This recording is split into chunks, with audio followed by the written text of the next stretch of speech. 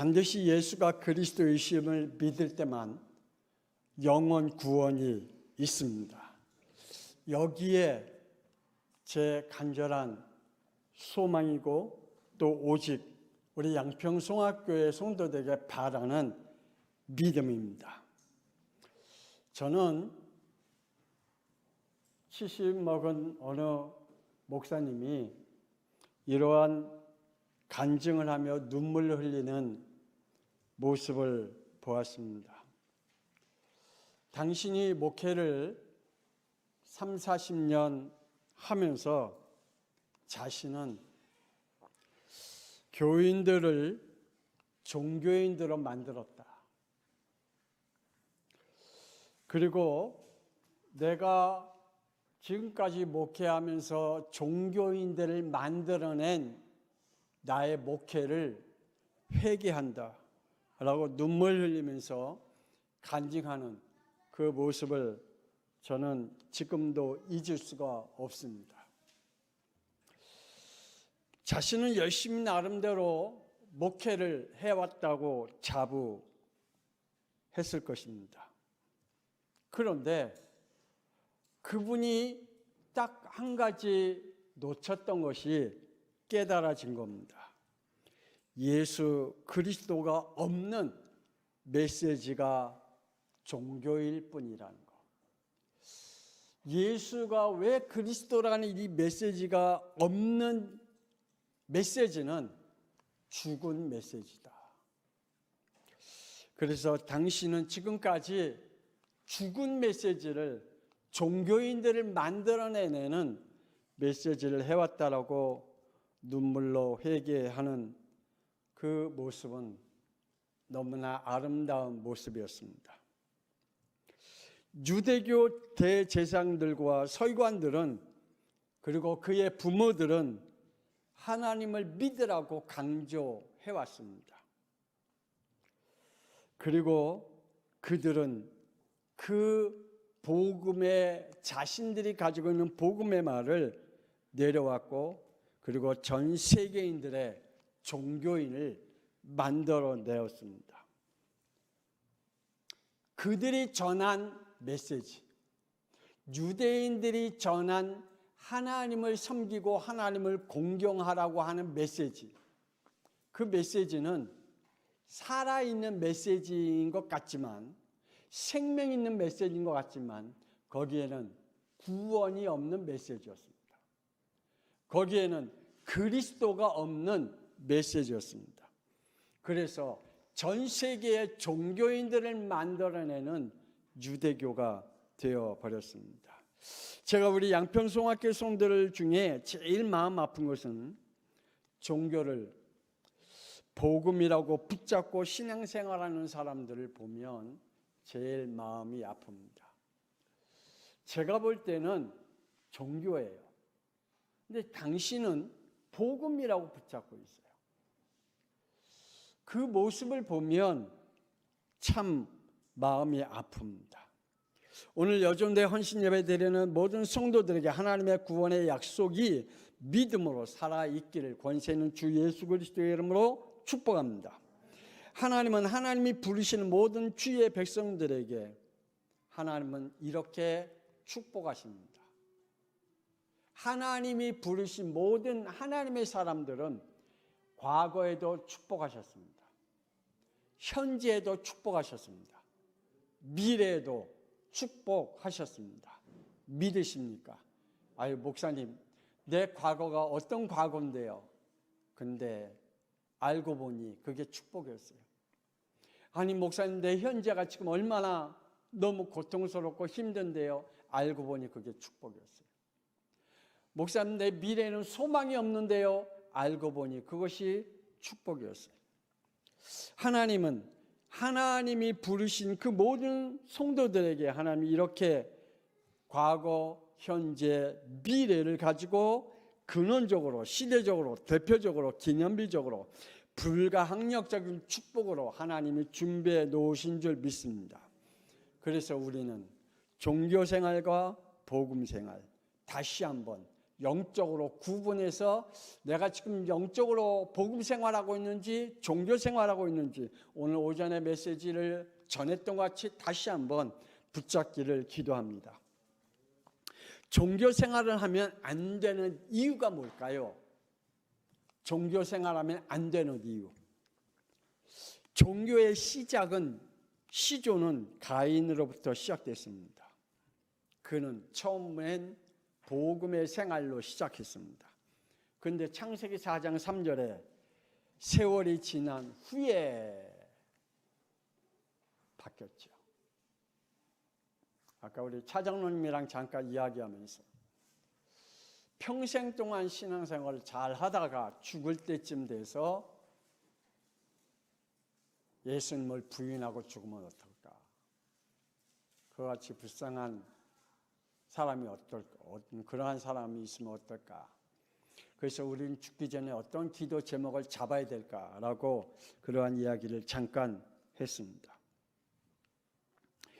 세월이 지난 후에 가인은 복음 생활에서 종교 생활로 바뀌고 말았습니다. 땅의 소산으로 제물을 삼아 여호와께로 드렸다. 종교 생활을 하면 안 되는 이유는 단 한 가지입니다. 뭘까요? 원죄를 해결할 수 없다. 종교 생활을 하면 뭐가 해결이 안 돼요? 원죄가 해결이 안 돼요. 우리의 인간의 문제는 원죄의 문제 아니에요. 그 원죄로 인해서 모든 문제가 파생된 거 아니에요? 그런데 그 파생된 근원적인 죄인 원죄가 해결이 될 수가 없다. 그래서 우리는 종교 생활하면 안 된다라는 겁니다. 하나님을 만나지 못했기 때문에 그 안에서 성령 하나님이 절대 있을 수가 없습니다. 원죄의 해결을 받을 수 없으면 하나님을 만날 수가 없어요. 하나님을 만날 수 없다는 말은 그 안에 성령님이 안 계신다는 얘기거든요. 하나님을 만나지 못하면 그 안에 악령이 살아서 늘 함께하고 있는데요. 뿐만 아니라 죄와 사망의 법인 지옥의 권세에서 벗어날 수가 없는 것입니다. 그래서 늘 두려운 인생을 살고 그리고 무서운 인생을 살고 늘 자기의 운명과 팔자 타령하면서 살아가게 되는 것입니다. 종교 생활하면 안 되는 이유가 바로 원죄 문제가 해결 안 됐기 때문에 사탄 마귀의 지배하에 살아갑니다. 그리고 그의 영의 인도를 받으면서 살아가게 됩니다. 그래서 성령의 인도를 받지 못하니 악령의 인도를 받을 수밖에 없겠죠.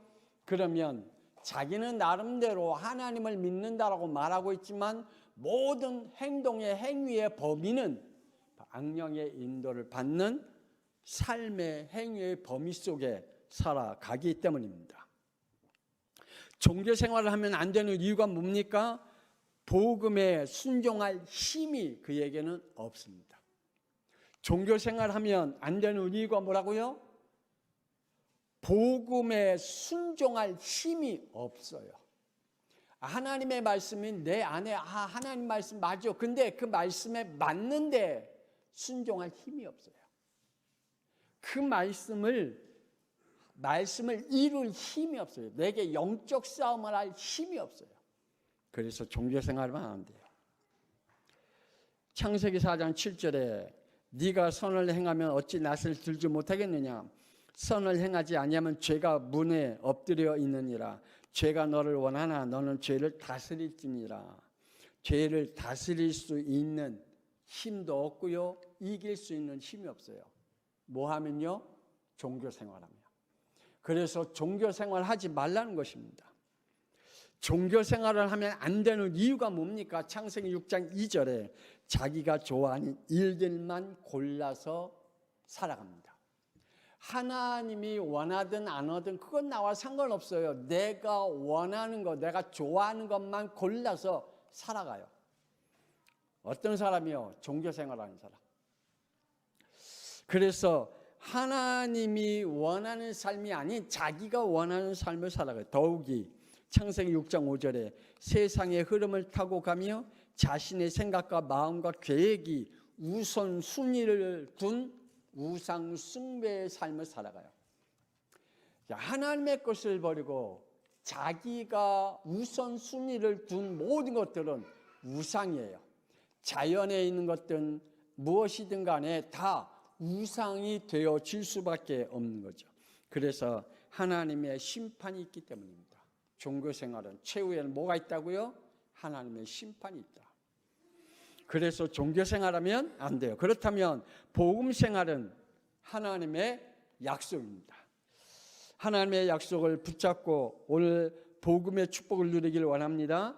그래서 빌립보서 1장 27절 28절의 말씀을 보니까 이런 말씀이 있어요. 오직 너희는 그리스도의 복음에 합당한 생활을 하라. 이는 내가 너희에게 가보나 떠나 있으나 너희가 한 마음으로 서서 한 뜻으로 복음의 신앙을 위하여 협력하는 것과 무슨 일이든지 대적하는 자들 때문에 두려워하지 않은 이 일을 듣고자 함이라. 이것이 그들에게 멸망의 증거요 너희에게는 구원의 증거니 이는 하나님께로 난 것이다 라고 말씀해 주고 있습니다. 우리가 복음에 합당한 생활을 하는 것은 하나님께로 난 것입니다. 할렐루야. 그래서 하나님이 그 일에 책임져 주십니다. 복음 생활하면 우리가 생각한 것과 전혀 다른 일들이 벌어지지만 그 모든 일들은 하나님이 책임져 주신다. 하나님은 끊임없이 복음을 회복시키려 주위의 사람들을 일으키십니다. 결국 노아 홍수 시대를 맞게 되었습니다. 하나님은 아브라함을 부르셔서 창세기 12장 2절에 복음을 회복시킬 믿음으로 하나님의 근원적, 대표적, 그리고 시대적, 기념비적, 불가역적인 약속을 하나님이 주신 것입니다. 오늘 저와 여러분이 이 약속이 우리에게 있을 줄 믿습니다. 구원받았다는 말은 하나님과 함께 있다는 말입니다. 여러분 하나님과 함께 있습니까? 구원받았다는 증거입니다. 우리에게 구원받았다는 증거는 하나님의 영이 지금 내 안에, 그리스도의 영이 지금 내 안에 함께 성령으로 계신다는 사실입니다. 할렐루야. 여러분 안에 이 창조의 영이신 성령께서, 모든 흑암의 권세를 꺾으신 그리스도의 영께서 지금 우리 안에 성령으로 살아 역사하고 있기 때문에 그것이 바로 구원받았다는 하나님의 축복입니다. 그래서 이렇게 성령의 사람으로 하나님이 살아간다라고 말합니다. 사도행전 1장 8절 다시 한번 우리 외우는 모든 분들 함께 합시다. 시작. 오직 성령이 너희에게 임하시면 너희가 권능을 받고 예루살렘과 온 유대와 사마리아와 땅끝까지 이르러 내 증인이 되리라. 아멘. 복음 생활은 오직 성령 인도 받아야 구원받은 자에게 하나님이 생명력을 주십니다.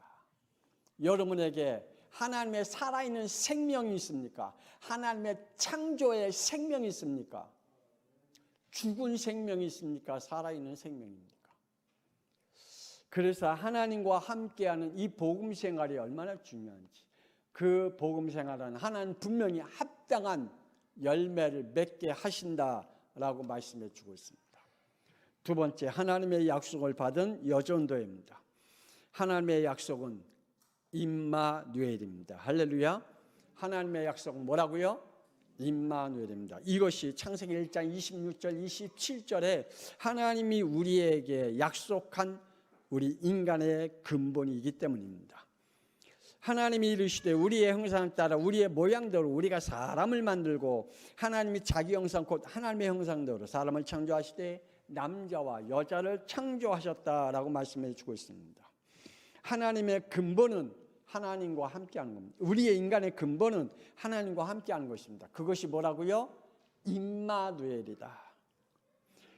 예수님께서 말씀하십니다. 요한복음 14장 16절에 내가 아버지께 구하겠으니 그가 또 다른 보혜사를 너에게 주사 영원토록 너희와 함께 있게 하겠다라고 말씀해 주고 있습니다. 구원의 약속은 하나님의 영이신 성령께서 함께 계셔서 나를 성령께서 말씀으로 인도해 가신 줄 믿습니다. 그래서 오늘 이 시간에 여러분에게 하나님의 말씀이 아멘으로 받아들일 수 있는 거예요.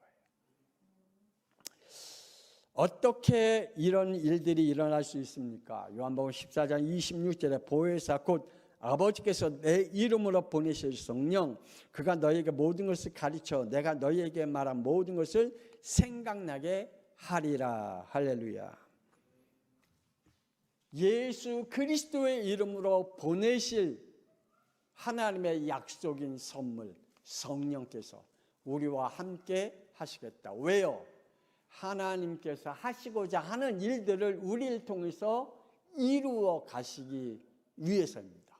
그렇다면 하나님이 저와 여러분에게 모든 책임을 져 주실 줄 믿습니다. 믿으시기를 바랍니다. 하나님은 여러분의 모든 것을 책임지십니다. 그러므로 오늘 당연히 하나님 앞에 교회와 예배드리는 것은 이건 당연한 거죠. 특별한 일이 아닙니다. 내가 하나님 앞에 주일날 예배드려야 된다. 이건 특별한 일이 아니에요. 당연한 일이에요. 이건 내가 작정해서 내가 오늘은 주일날 하나님 앞에 예배드려야 되겠다. 이거 작정해서 될 일이 아니에요. 이건 당연한 거예요.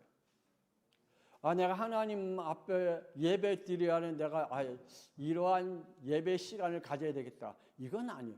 이거는 당연한 일이에요. 우리가 작정하거나 각오하거나 다짐해서 하나님 앞에 주일 예배를 드리는 거 아니에요. 그건 당연한 거예요. 그건 성령의 역사인 줄 믿습니다. 하나님께 예배드리며 은혜를 사모하며 성령과 함께하는 축복을 누리고 우리가 성령을 소멸하지 않도록 늘 우리와 함께 하시겠다. 그게 임마누엘의 축복인 줄 믿으시길 바랍니다. 이것이 뭐라고요? 하나님의 약속이다. 하나님의 약속은 재창조다. 구원은 재창조의 역사인 줄 믿습니다. 우리는 스스로 하나님을 만날 수 있는 양심이 없습니다. 우리에게는 하나님 만날 수 있는 인격이 되어 있지 않습니다. 우리는 하나님을 스스로 만날 수 있는 그러한 우리의 어떤 착함이 없습니다. 그래서 자꾸만 사람들이 그러죠. 가만히 있어. 내가 교회 다니고 싶을 때 다닐게. 지금 가만히 있어. 왜 이렇게 재촉해? 내가 다니고 싶어야 다니는 거지. 왜 자꾸만 그렇게 나를 귀찮게 해? 창세기 3장의 저주를 몰라서 그렇습니다.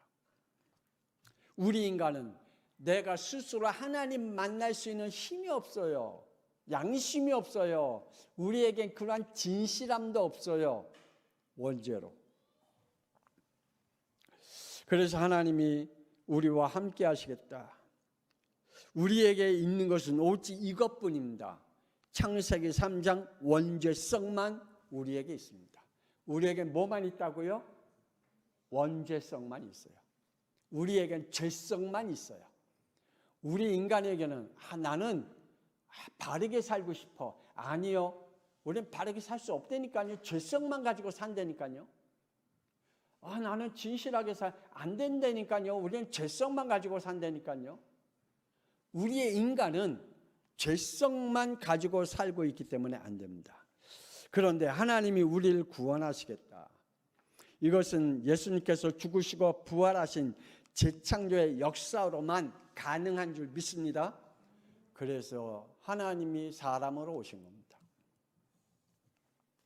세상과 바로 왕 앞에서 벗어날 수 없는 이스라엘 백성들에게 오직 이 말씀으로만 재창조의 역사를 일으키겠다고 말씀하셨죠. 그게 출애굽기 3장 18절입니다. 히브리 사람 하나님 여호와께서 우리에게 임하셨은즉 우리가 우리 하나님 여호와께 제사를 드리라 하오니 사흘 들쯤 광야로 가도록 허락하소서. 피복음으로만 출애굽의 재창조를 이루시겠다. 피복음으로만 애굽의 저주와 바로 왕의 저주에서 빠져나오게 하겠다. 할렐루야. 우리에게 예수가 그리스도만이 우리가 가지고 있는 그 저주에서 빠져나올 수 있어요. 내가 아무리 몸부림치고 내가 아무리 애쓰고 힘써도 안 된다니까요. 하나님이 사람으로 오셨습니다. 이것은 구원의 재창조 아니면 안 되는 사건인 줄 믿습니다. 여기에 우리 인간은 논할 제목도 되지 못합니다. 왜 하나님이 사람으로 오셔서 이거 이야기할 수 있는 논쟁거리가 될 수가 없어요. 원죄의 죄성만 가지고 우리 있는 인간이 하나님의 말씀에 대하여 이러쿵저러쿵 논할 수 있는 그러한 존재가 아니에요. 근데 우리는 자꾸만 하나님의 말씀을 논하잖아. 이 말씀은 이렇고 저 말씀은 저렇고 막 논하잖아요. 뭘로요? 죄성으로.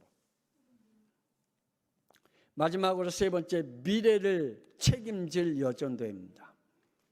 여전도에게 하나님은 미래를 맡겨주신 줄 믿습니다. 자녀는 부모의 정서적 공감대를 형성하게 됩니다. 그래서 자녀는 부모의 거울이라고 하잖아요. 부모가 하는 태도, 부모가 하는 행위, 부모가 하는 언어들은 자녀들에게 창세기 3장 원죄가 더해져 더 악하게 발전되어 간다라고 말하고 있습니다. 그러기에 자녀들 앞에서는 복음적인 대화, 행동을 하는 것이 참 중요하다. 근데 안 돼서 그렇죠. 출애굽기 2장 9절에 모세의 어머니 요게벳은 모세에게 언제 복음을 줬죠?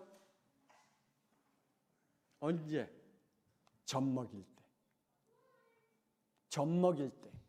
모세에게 오로지 젖 먹일 때만 하나님 얘기하고 피복음 얘기했어요. 그 외에는 피복음 얘기할 때가 시간이 없었어요. 왜? 왕궁에서 자랐으니까. 그런데 그 피복음이 하나님은 모세에게 출애굽기 3장 18절에 하나님이 피복음 얘기할 때 모세가 그 말씀을 알아들었어요. 사무엘상 1장 22절에 사무엘의 어머니 한나,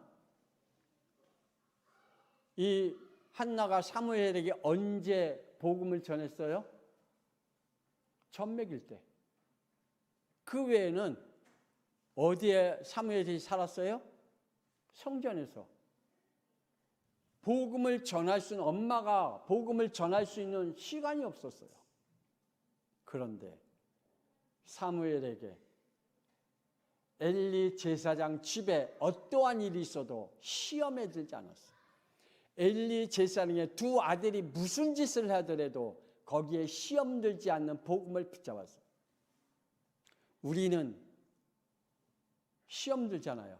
목사님의 자녀들이 저러면 시험 당하잖아요. 그런데 엘리 제사장의 자녀들이 무슨 짓을 해도 사무엘은 거기에 시험 당하지 않았어요. 한나의 기도와 모유를 먹으면서 전했던 복음. 디모데후서 1장 5절에 디모데의 어머니 유니게는 디모데에게 오직 예수가 그리스도이심을 전했다라고 말씀하고 있습니다. 여전대회가 시작할 겁니다. 창세기 1장 2절에 하나님이 천지 창조를 하실 때에 먼저 하셨던 일이 뭐였죠? 혹시 압니까? 하나님이 천지 창조하시기 전에 먼저 하셨던 일. 창세기 1장 2절. 혼돈, 공허, 흑암을 먼저 꺾었다. 자, 그렇다면 우리도 우리의 현실과 현장 앞에 뭘 먼저 꺾어야 돼요? 네, 흑암의 세력을 꺾어야 돼요. 여러분, 안 되는 일이 있어요? 먼저 흑암을 꺾어야 돼요. 여러분의 자녀들에게 뭐 안 되는 일이 있어요? 가정에 안 되는 일이 있어요? 뭐가 안 되는 일이 있어요? 그러면 먼저 뭘 꺾으라고요? 네, 흑암. 그 안 되는 일을 먼저 꺾는 게 아니라 먼저 흑암을 꺾어야 돼요. 우리 이걸 놓쳐요. 우리는 이걸 잃어버려요. 하나님이 우리 창조하셨을 때 먼저 혼돈, 공허, 흑암을 먼저 꺾었듯 우리도 먼저 해야 할 일은 혼돈, 공허, 흑암의 세력을 꺾어야 될 줄 믿습니다. 이 흑암의 세력들은 우리의 착함과 성실함으로는 절대로 안 꺾여요.